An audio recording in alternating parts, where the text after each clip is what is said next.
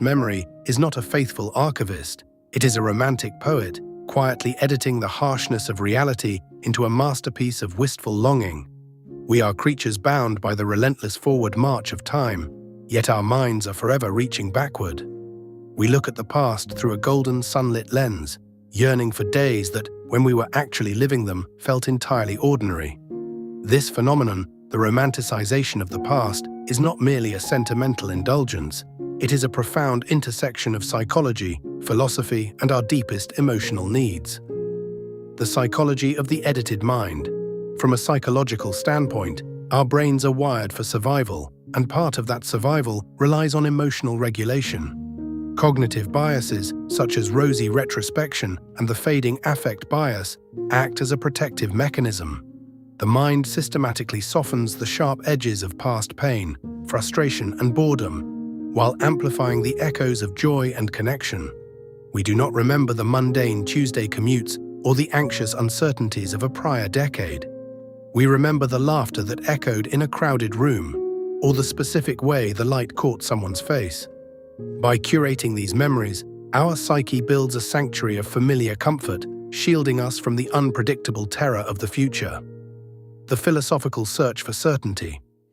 Philosophically, the past is the only domain where we possess absolute certainty. The future is a chaotic void of endless possibilities, and the present is so fleeting that it slips through our fingers the moment we try to define it. The past, however, is a finished canvas. It cannot surprise us. It cannot betray us. We romanticize what has already happened because it is safe. Existentially, looking backward allows us to construct a coherent narrative of who we are. By stringing together carefully selected memories, we create a mythology of the self, assigning profound meaning to random events to convince ourselves that our lives have purpose, trajectory, and design.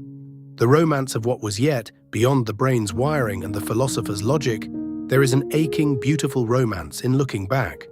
Nostalgia is, at its core, an act of love directed at our former selves and the people who shaped us. We romanticize old loves, lost friendships, and bygone eras because doing so honors the emotional depth of our experiences. We mourn the versions of ourselves that we had to leave behind in order to grow. The ache of nostalgia, from the Greek nostos, return home, and algos, pain, is the bittersweet realization that while a moment is gone forever, its beauty remains untouchable in our minds. Ultimately, we romanticize the past not because it was perfect, but because we survived it. We take the raw, chaotic clay of our lived experiences and sculpt it into something beautiful, keeping the ghosts of our history close to our hearts to remind us that we have lived, we have felt, and we have loved.